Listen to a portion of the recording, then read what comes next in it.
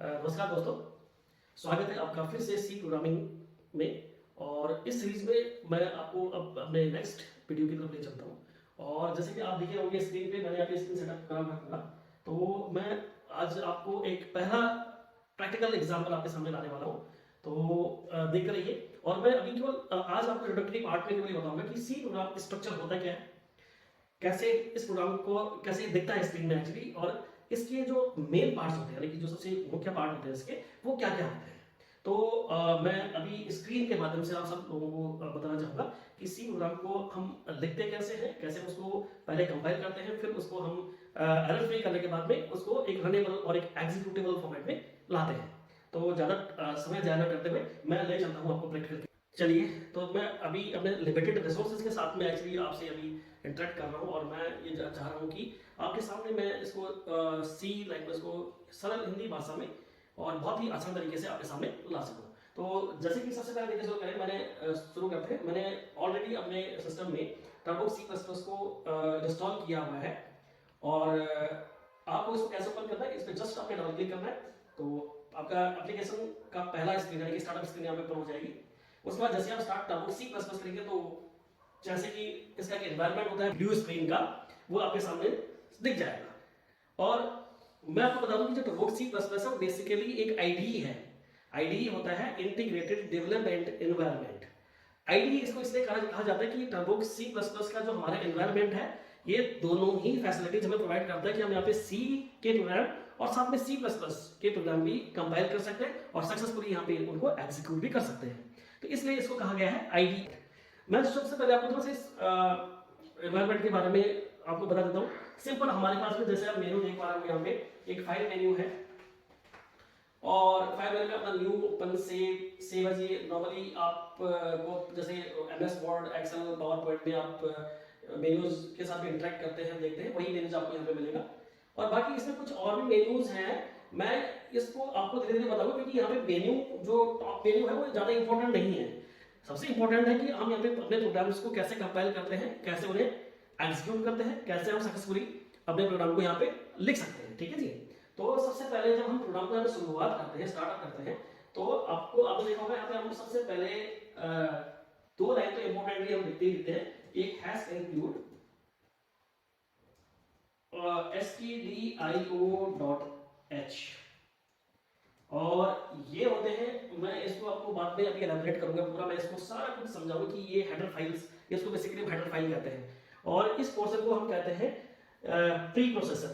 इसको हम इंक्लूड कर रहे हैं, इसको एक्चुअली इनको हम प्री कंपाइल्ड हेडर फाइल भी कहते हैं या प्री प्रोसेसर इसलिए कहते हैं क्योंकि ये जो हमारी हेडर फाइल्स होती हैं, इनमें हमारे आगे के टास्क को इजी करने के लिए पहले से ही जो सी जिन्होंने ये एनवायरनमेंट डेवलप करा हुआ है, अननेसेसरी टास्क की कोडिंग उन्होंने पहले से यहाँ पे कर दी है ताकि हमें बहुत ज़्यादा डिटेल में न जाना पड़े और हम अपने प्रोग्राम को बहुत इजी तरीके से और जल्दी लिख सकें। तो ये बेसिकली पहले से ही कंपाइल्ड हेडर फाइल्स होती है, इन्हें हम प्री कंपाइल्ड हेडर फाइल भी कहते हैं। और ये जो पूरा का पूरा एक पार्ट आप देख रहे हैं यहाँ पे, जो कितना कोड का पार्ट है, ये सारा का सारा हम इसे कहते हैं प्री प्रोसेसर इंक्लूजन या हेडर फाइल इंक्लूजन।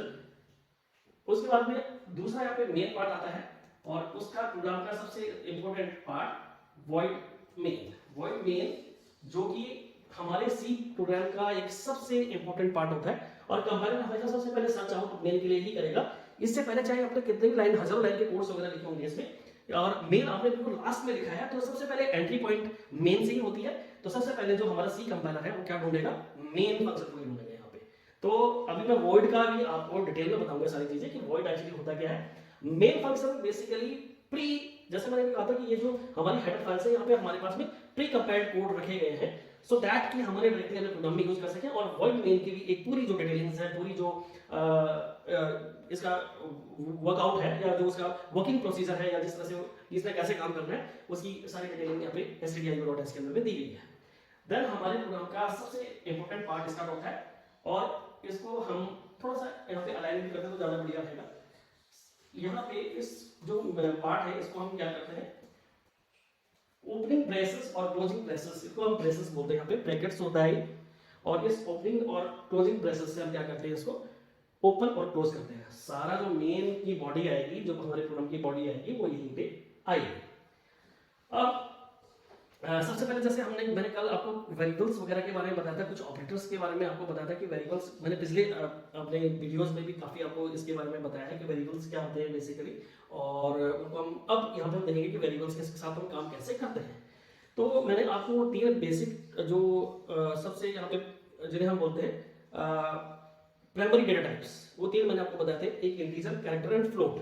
तो मैं वही चीज यहाँ पे डिक्लेयर करने जा रहा हूँ। सबसे पहले मैं एक वेरिएबल डिक्लेयर करता हूँ यहाँ पे इंटीजर, इसको दूसरी लाइन में लिख लेते हैं यहाँ पे सो दैट थोड़ा सा आसानी रहेगी समझने में। Int number 1 comma number 2 comma number, या इसको हम रिजल्ट भी दे सकते हैं यहाँ पे। तो 3 मैंने देखिए इन वेरिएबल को ही आइडेंटिफायर भी कहते हैं। तीनों इनको आइडेंटिफायर इसलिए कहते हैं क्योंकि ये एक आइडेंटिटी रखते हैं किसी भी चीज की, कि एक्चुअली हम अभी अपने प्रोग्राम में इनको आगे यूज कैसे करने वाले हैं। रखने के लिए मैं इनको एक्स वाई और जेड भी रख सकता हूँ, but X Y Z actually एक मीनिंगफुल नाम नहीं है। एक्चुअली होता क्या है कि जब प्रोग्राम हमारा बहुत बड़ा होता है, बहुत बड़ा हो जाता है बाद में, तो उन सारे वेरिएबल इन्हें हम बोलते हैं नेमिंग कन्वीनियंस। तो नेमिंग कन्वीनियंस बेसिकली ऐसा होना चाहिए कि ताकि हम उनको बाद में आसानी से आइडेंटिफाई कर सकें उन वेरिएबल्स के नाम के थ्रू, नाम की हेल्प से। तो इसलिए हम इनको थोड़ा सा मीनिंगफुल नाम देते हैं यहाँ पे। तो मैंने यहाँ पे 3 वेरिएबल्स यहाँ पे डिक्लेयर कर दिए। ऐसे में फ्लोट का भी डिक्लेरेशन कर देता हूँ यहाँ पे, फ्लोट, इसको हम रियल नंबर भी बोलते हैं फ्लोट को। तो मैं रियल 1, रियल 2 और रिजल्ट को मैं रिजल्ट 1 कर देता हूँ, क्योंकि एक प्रोग्राम एक फंक्शन के अंदर में या एक फंक्शन बॉडी के अंदर में हम सेम नाम के वेरिएबल्स को दोबारा डिक्लेयर नहीं कर सकते किसी और आइडेंटिटी, किसी और डेटा टाइप के साथ में। तो इसलिए हमें नाम चेंज करने पड़ेंगे। और उसके बाद मैंने एक और वेरिएबल डिक्लेयर कर दिया, मैंने क्या ch कैरेक्टर एक वेरिएबल मैंने यहाँ पे दे दिया है सिंपली, जैसे आपको देखा होगा। तो मैंने 3 जो प्राइमरी डेटा टाइप्स है उनको यहाँ पे क्लियरली आपको इसलिए दिखाया है। ये प्रोग्राम अभी ऐसा करने की जरूरत नहीं है, बट मैं आपको एक समझाने के माध्यम से मैं अभी ऐसे यहाँ पे बना रहा हूँ, ताकि मैं आपको क्लियरली बता सकूं कि हम इन वेरिएबल्स को कैसे डिक्लेयर कर सकते हैं। अब देखिए सिंपल अगर मुझे इसमें अरिथमेटिक ऑपरेशन करना, तो सबसे पहले इन वेरिएबल्स में वैल्यू होनी चाहिए, तभी जाके हम आगे इनमें हम कुछ कैलकुलेशंस वगैरह या कुछ भी चीजें परफॉर्म कर सकेंगे, कोई भी ऑपरेशन परफॉर्म कर सकेंगे। तो मैंने नंबर 1 में डाल दिया है 100, नंबर 2 में मैंने डाल दिया है 200, और अब मैंने क्या करा है यहाँ पे result is equal to number 1 plus number 2, इस तरह से कर दिया है। तो मैंने क्या करा कि देखिए नंबर 1 वेरिएबल में 100 वैल्यू डाल दी, ये सीधा असाइन हो जाएगा इसके अंदर में, ये असाइनमेंट ऑपरेटर यहाँ पे इक्वल टू साइन है। नंबर 2 में मैंने कहा 200। अब देखिए मैं यहाँ पे 2 ऑपरेटर और 3 ऑपरेंड्स को यूज कर रहा हूँ। मैंने अभी कल की वीडियो में ही आपको बताया था कि ऑपरेटर्स और ऑपरेंड कैसे काम करते हैं। अगर आप लोगों को क्लियर नहीं हुआ तो मैं प्रैक्टिकल के माध्यम से आप लोगों के सामने उसको क्लियर कर दूंगा, कोई दिक्कत नहीं है। अभी आप देखिए मैंने यहाँ पे 3 ऑपरेंड्स यूज करके result equal to number 1 plus number 2।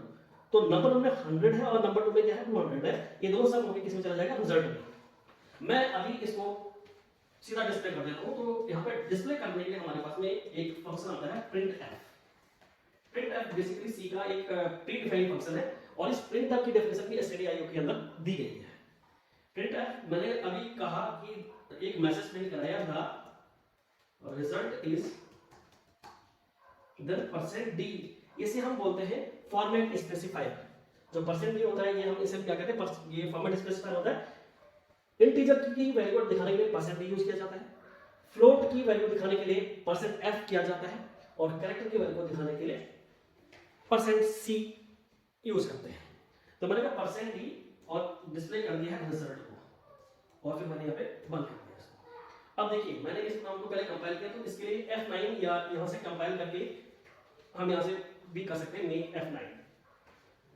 यहाँ पे एक स्क्रीन आपके पास में आ जाएगी, और ये आपको बताएगा कि exe फाइल सोर्स डायरेक्टरी के अंदर में no name 00.exe के नाम से, क्योंकि मैंने नाम नहीं दिया है। तो टर्बोक्सी क्या करता है कि अपना सिंपल एक नेमिंग मेथोडोलॉजी लेकर चलता है कि भाई वो default name no name 00, no name 01, no name 03 ऐसे करके नाम रखता है। ये अब आप कहेंगे ये एग्जीक्यूटेबल फाइल क्या है, exe क्या है, मैंने exe तो बनाई नहीं है, मैं तो यहाँ पे सी का प्रोग्राम को कंपाइल कर रहा हूँ, बट यहाँ पे exe क्यों दिखा रहा है। मैं आपको बता दूं, मैंने आपको एक शुरू के वीडियो में बाइनरी के बारे में कुछ बताया था कि बाइनरी फाइल क्या होती है, और बेसिकली हमारा जो हार्डवेयर होता है वो बाइनरी फाइल को ही समझ पाता है, उसी को एक्सेप्ट कर पाता है, उसी को एग्जीक्यूट कर पाता है।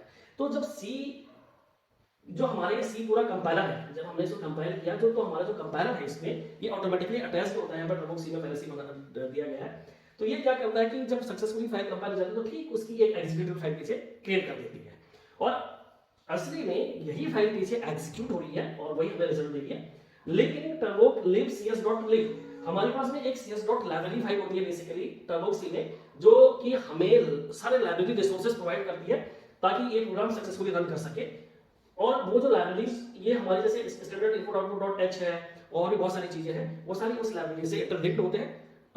इसे हम पार्सिंग भी बोलते हैं। पार्सर के बारे में मैं अभी आपको डिटेल में नहीं बता पाऊंगा क्योंकि वो एक अलग चैप्टर है, अलग एक लंबा चैप्टर है पूरा। फिर अभी आप देखेंगे नीचे तो टोटल लाइन कंपाइल दिखा रहा है 322।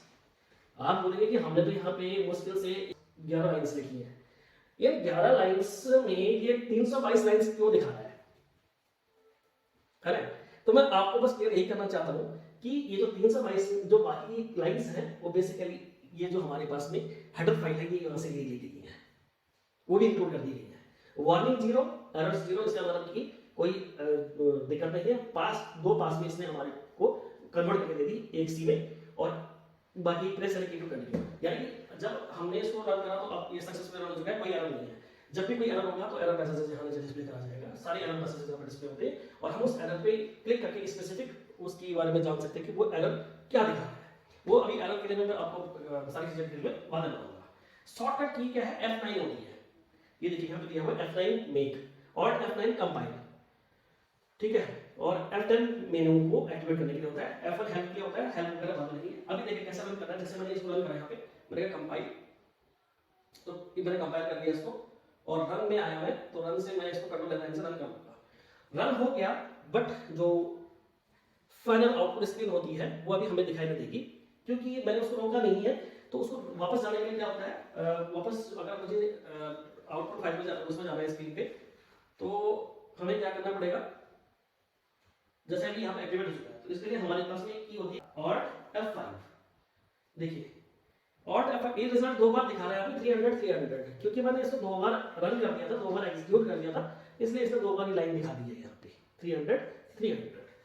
अब इस पे मैंने अभी लोग ज्यादा क्या करते हैं कि गेट ch फंक्शन को यूज करते हैं बेसिकली स्क्रीन को रोकने के लिए वहां पे, ताकि आउटपुट स्क्रीन रुकी रहे, और गेट ch हमें एक की प्रेस करने के लिए बोलता है और उसके बाद वो एग्जिट कर जाता है।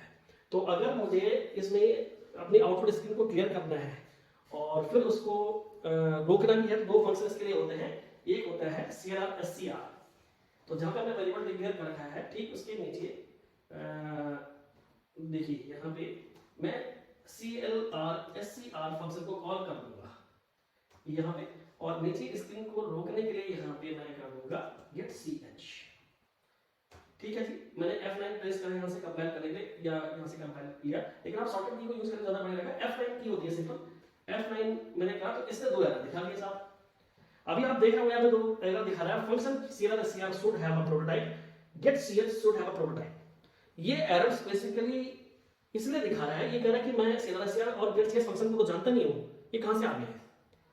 अब जैसे मैंने कहा कि printf वगैरह प्री डिफाइंड है, ये void main वगैरह इंटीजर कैर फ्लोट ये हमारी वेरिएबल्स प्री डिफाइंड है, तो प्री डिफाइंड कहां है, इस हेडर फाइल के अंदर में। वैसे ही इन फंक्शंस को और जितने हम आगे फंक्शंस यूज करते रहेंगे उनके लिए अलग अलग हेडर फाइल्स होती है। इसके लिए जो हेडर फाइल होती है वो है साहब आपका कॉनियो डाटा। तो देखिए इस एरर को खत्म करने के लिए मैंने यहाँ पे हमने एक फाइल इंक्लूड कर दी as include conio.h conio.h, इसे conio.h हम लोग ज्यादातर प्रोग्रामिंग लैंग्वेज में बोलते थे। अब मैंने इसको F9 करके कंपाइल करा, 0 एरर्स, कंट्रोल F9 रन करा, इस तरह से करना चाहिए। देखिए आपका उसने सारा क्लियर कर दिया है और केवल रिजल्ट को डिस्प्ले कर दिया। जब मैं एंटर कोई की प्रेस करूं तो वापस प्रोग्राम में आ जाऊंगा। तो अभी आज के लिए इतना, यहीं पे मैं प्रोग्राम उसको बाकी कल शुरू करूंगा कि फ्लोट में रियल नंबर्स को हम कैसे यूज करते हैं। बाकी और भी बहुत सारी चीजें भी आती रहेंगी, तो आप देखते रहिए और लाइक और सब्सक्राइब करते रहिए मेरे चैनल को। तो मैं आगे और भी प्रोग्राम आपके पास में लेता हूँ आऊँगा। धन्यवाद।